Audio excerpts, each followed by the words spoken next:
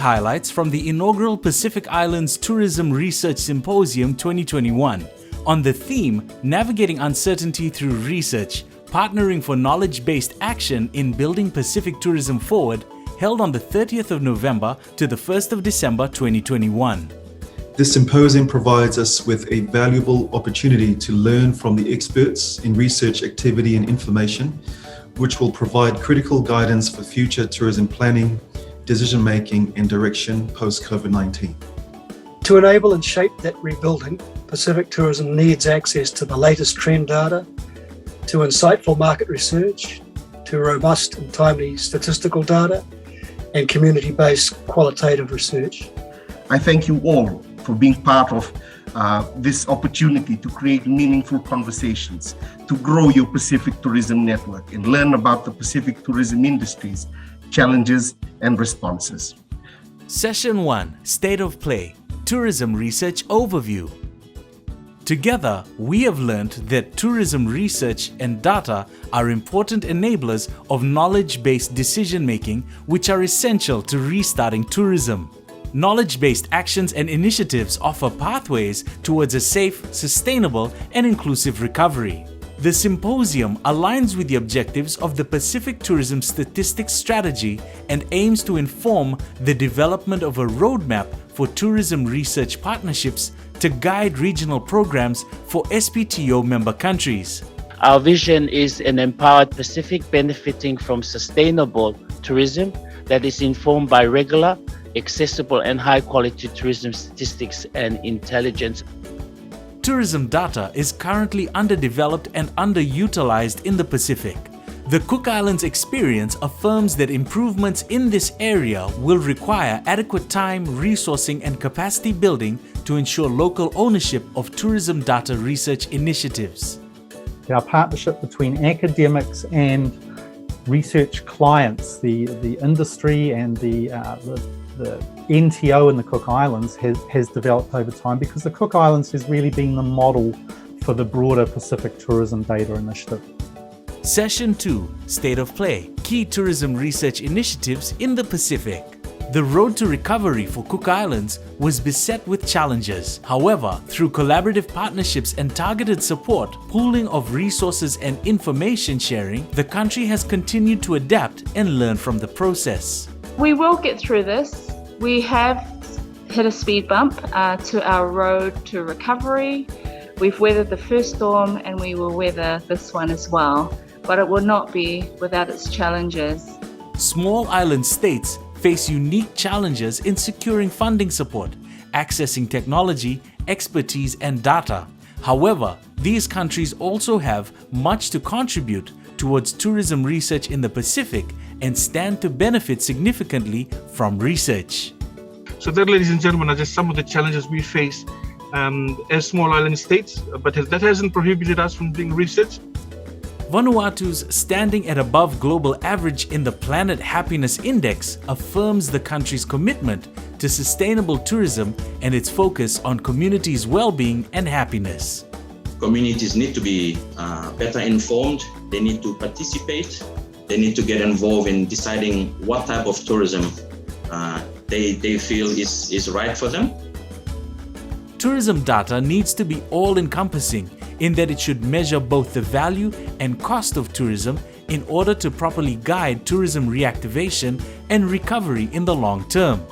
Pacific tourism is exposed to climate risks, and targeted Pacific climate projects to develop future-proof changes to both supply and demand need to be developed. Is to make sure that tourism projects are designed in ways that they address adaptation and mitigation, and ideally sustainable development.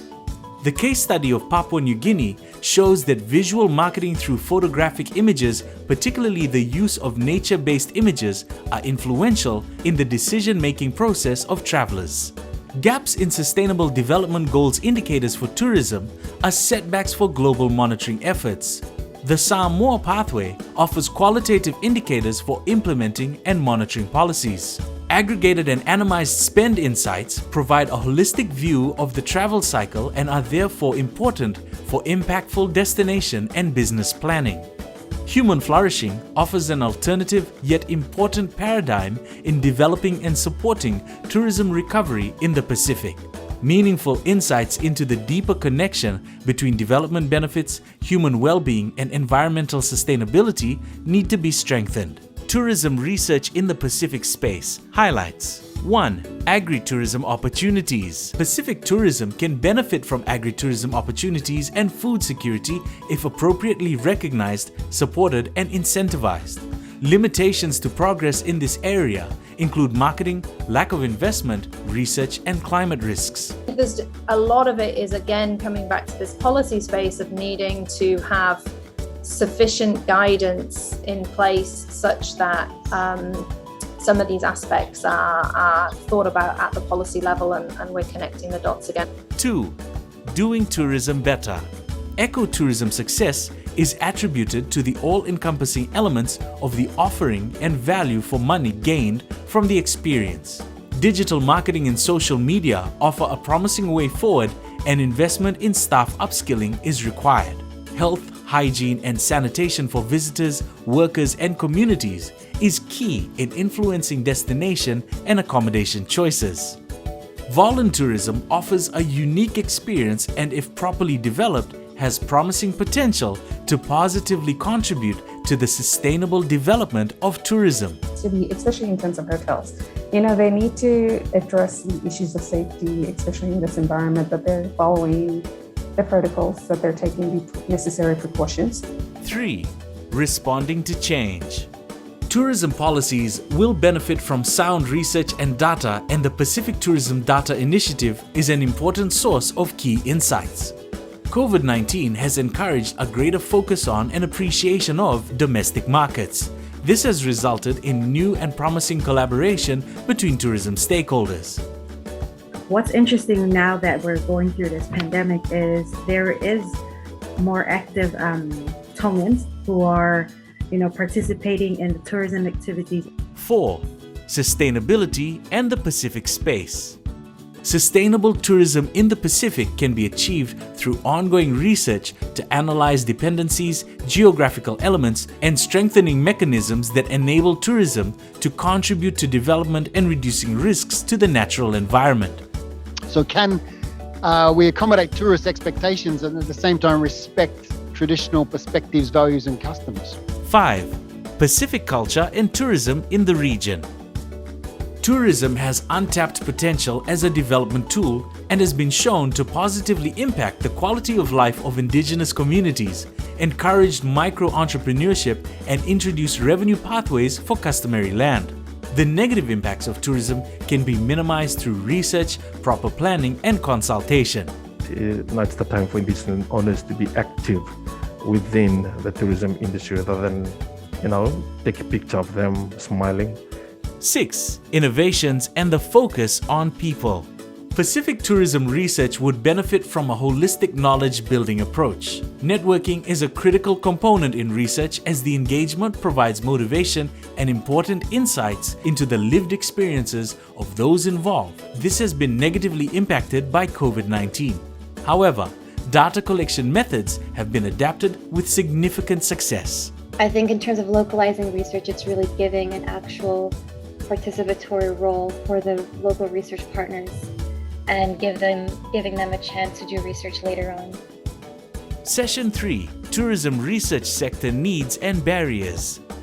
Governments recognize that accessing, collecting, and analyzing data, as well as effective data sharing between government ministries, are barriers. Partnership agreements between researchers and government ministries could be a useful approach to bridging the divide. A move towards more meaningful, qualitative data as opposed to the fast and more convenient surveys is required. Just seeking out research bodies that had similar goals, and then developing MOUs that would help the governments get the data that they need. Further research is required in understanding the needs of the private sector, particularly in relation to labor issues, market demand, public-private partnerships, and the ways in which businesses need to adapt in light of the pandemic. tourism must serve communities, and the private sector could do more to fulfill that duty of care. Development partners acknowledge that research must be responsible and responsive. It must pivot from traditional top-down approaches and instead embrace a thorough and all-encompassing approach that encourages widespread collaboration. Development partners have a role to play in producing research, but the needs really need to come from private sector, from NGOs, from communities, rather than being led by development partners themselves. There are uncertainties, particularly with regards to the willingness of communities to re-engage with tourism. There is expectation that tourism research should be delivering better outcomes at all levels. Session 4. Development of the Roadmap for Tourism Research Partnerships. Key thematic areas and outcomes. 1. Need to bridge the gap between research and practice. The apparent gap between researchers and practitioners needs to be bridged through research that asks the broader questions, strengthening reciprocal relationships, building partner capacity, and effectively communicating research findings. So how do we bridge that gap? Like I said earlier, it's not entirely a gap. Not everything is not everyone's working in silos. There are some really nice collaborations going on, but there is more potential. There's a lot of research that's being done that others are finding it hard to access. 2.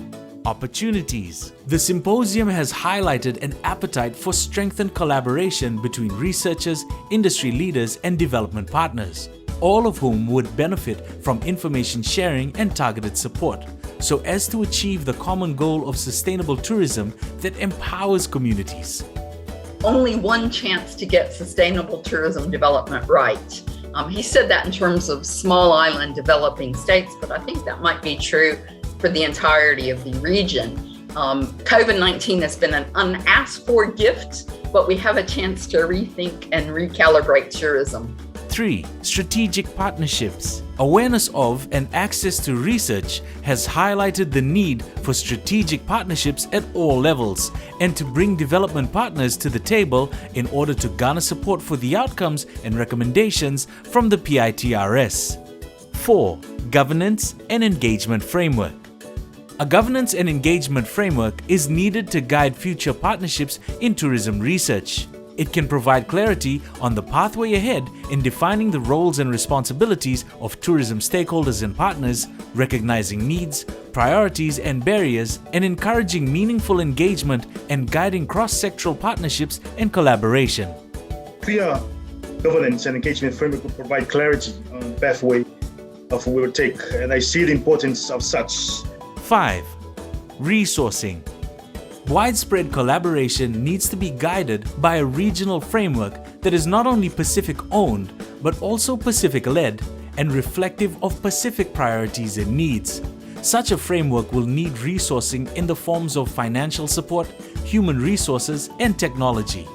A permanent base for the coordination and management of such a framework is essential, and SPTO's role as a connector of tourism stakeholders is important in this regard. 6. Local communities' involvement. The greater involvement and recognition of the central role of local communities in the planning, development, and management of tourism emerged a key priority. In moving forward, tourism policies will benefit from sound research and data, as well as buy-in and input from local communities. 7. Private sector engagement. The dialogue could benefit from more private sector engagement and participation. Further research is required on the needs of the private sector. The unique challenges of SIDS in accessing funding for research was recognized alongside the overall need for tourism to better serve communities. In that regard, it was agreed that the private sector could be doing more to fulfill that duty of care to community-level tourism stakeholders. 8. Human flourishing in future tourism. Human flourishing, which goes beyond the usual statistical and economic data measuring tourism impacts and benefits, is an important area for future focus. 9. Improved understanding of and access to research and data. A database of research being undertaken and by whom is needed to facilitate greater future collaboration and cooperation, avoid overlaps, and promote efficient use of resources. The need for better access to research and data through centralized regional hubs and management and resourcing of those hubs calls for greater efforts in planning, coordination, and resourcing as part of the research framework. Closing remarks. It is my sincere hope that the Tourism Research Cooperation Framework envisioned in the Symposium is the starting point of a transformative collaboration and regional cooperation towards achieving the greater goal of a Blue Pacific and common prosperity for all Pacific Islands. Thank you. Professor Stephen Pratt, Deputy Chairman of the PITRS, acknowledged the PITRS 2021 participants, speakers, moderators, steering committee, development partners, and all tourism research stakeholders. On behalf of steering committee, just to reiterate everybody else's comments that thank you very much, and very successful event, and we're going to build on this and bigger, better, stronger going forward. So thank you. In closing, Dr. Apisalome Movono, the chairman of the PITRS 2021, reflected on the quote from Ratu Sir Kamisese Mara. My friends, my brothers and sisters of the Pacific, we know who we are. We carry in our hearts the knowledge that we are the bearers of a proud legacy that surely marks us as people of strength and courage and will.